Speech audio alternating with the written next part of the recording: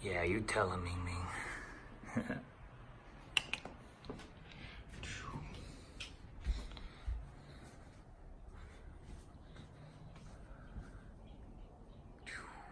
Alright guys, welcome to the video. You saw the title, you know what we're talking about. 2 years celibate plus no masturbation. So I just kind of want to quickly talk about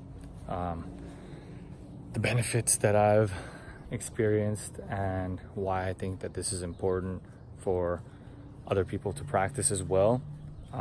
It's really quite simple. I mean, that fluid is what creates life. You know, that is what we use to create life. So logic would basically tell you that, hey, I think this thing is valuable. Maybe there could be some benefits to retaining it rather than busting it into a toilet or tissue paper or whatever the fuck you guys bust into. But yeah, so basically I'm challenging you guys to, you know, if you haven't found yourself not masturbating for more than like a few days at a time, a week at a time. I've met people, I've talked to people who think that I'm completely fucking out of my mind for even being able to go like a few days without doing that. Some people, you know, do it a few times a day. So I've learned through my research, and I mean, you guys have to do your own research. People believe what they believe. You know, a lot of people think that if you don't masturbate, it's really unhealthy for your prostate or something like that. But I think that's complete nonsense, because after you go a little bit without doing it yourself, the body regulates itself very well. And you'll find yourself sometimes having what I call an episode. You'll basically have a wet dream. Doesn't matter how old you are. I'm 24 years old right now, and every like couple weeks, maybe 3 weeks, sometimes it'll go even a couple months without it. If I'm eating like really healthy, I've noticed it doesn't happen as often. Or also with the smoking weed, whenever I smoke weed a lot, it'll happen more often. I don't know what that is. I mean, I have some theories, but I think basically the cleaner your system is, the less toxins are present, the less you'll have the need to basically ejaculate. So like I said, the body regulates itself. You'll wake up having orgasms, and honestly, it feels pretty fucking great. You don't even have to do anything to earn it. You just wake up and you're like, oh shit. So there's that.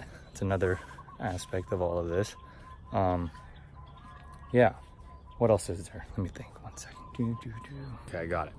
I think this is one of the coolest benefits of this practice, or lack of practice, is your relationship with females will change a lot. What I've found is that a lot of them, some of them think you're like kind of crazy too, but a lot of them really respect that you have that, you know, power over yourself, and it makes them realize like, hey, okay, like he's not a fucking savage beast led by his carnal desires. Maybe he'll, you know, have some self-control when it comes to dealing with her. So I found myself just gravitating, like basically attracting a lot more, you know, really awesome females into my life. And I'm cool being friends with them, because I'm like, hey, like I haven't busted in none so fucking long anyway. I don't really care if I, you know, have sex with you or not. I'd rather, you know, build a relationship that's actually, you know, mutually beneficial. So yeah, I mean, I do recommend that basically everybody goes and does their own research. Just like with everything else, any decision you make should have some, you know, reasoning behind it. And I think what you'll find after looking through people's testimonials and reading some, you know, articles, and well, there probably won't be too many published scientific journals and stuff on this topic, but just look at some of the ancient teachings, especially from the Chinese tradition, and you will find a wealth of information on why this is so powerful.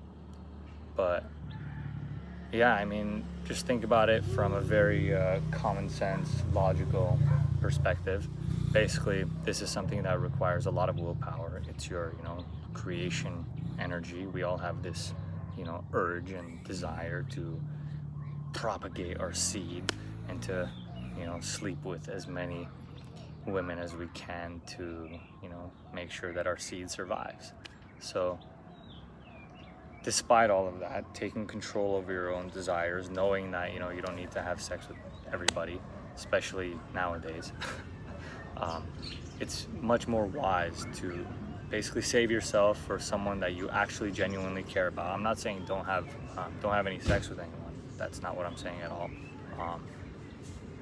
Even if you're having sex, there are practices, basically tantric practices, where you learn to channel the energy upwards rather than down and out, up and cycle rather than down and out.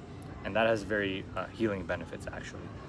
And that's exactly what I'm talking about. That fluid has regeneration capabilities, but only if it's basically learned how to be used properly, which is definitely difficult, you know, don't get me wrong. It's not something that's super simple. It's definitely intuitive and like makes sense, but at the same time, you need to practice certain things, which I'll get into in future videos. For now, you can just kind of go online and do some research, and there's a book called Multi-Orgasmic Man by Mantak Chia, and just even looking up Mantak Chia on YouTube and watching some of his videos will provide you with a good amount of information. So yeah, I mean, I'm pretty much gonna leave it at that. One last thing, I'll just pretty much wrap it up with this, is like I said before, it's a very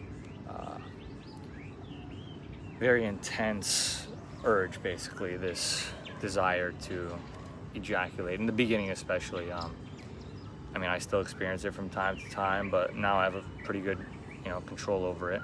It's like a wild horse or a wild animal or something that you need to learn how to tame.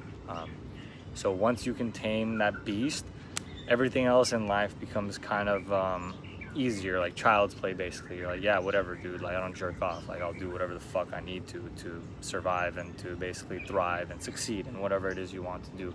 You're more willing to make other sacrifices which are necessary for your success.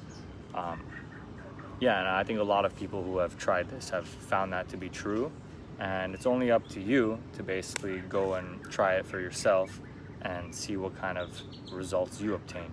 So what's a good challenge? I mean, 30 days obviously is a good one. So, but it's very, again, it's very different for everyone, you know. I mean, some people who are chronic masturbators, like masturbate multiple times a day, try first going one day or a week at first. You know, don't overwhelm yourself thinking about, I'm never gonna masturbate again, when you have this crazy addiction to it. So be logical, be compassionate with yourself also. But at the same time, like, I kind of just went cold turkey, and it was like the easiest way to do it, I think. I was just like, okay, I'm not gonna watch porn anymore. And it's been over 2 years that I haven't watched any porn, and I haven't masturbated once. Obviously you get the desire to do it sometimes, but like I said, it's just energy. So when it goes down there and you're like, oh god, I'm like fucking super horny and I need to like whatever, then just breathe it up. Imagine that energy, all the blood in your fucking cock, breathe it up back through your body, and you'll find that it's really not that hard to get rid of that urge. Maybe for a couple minutes it'll last really intense, and then it'll go away. So that is it for this video. I'm gonna wrap it up. I'm gonna leave you guys on your own. You know, at the end of the day, you make your own decisions, you choose your actions. So if you've never heard of this before, you might be like, holy shit, what the hell's going on? But just go do your research and stop jerking off if you can. Peace. Aloha.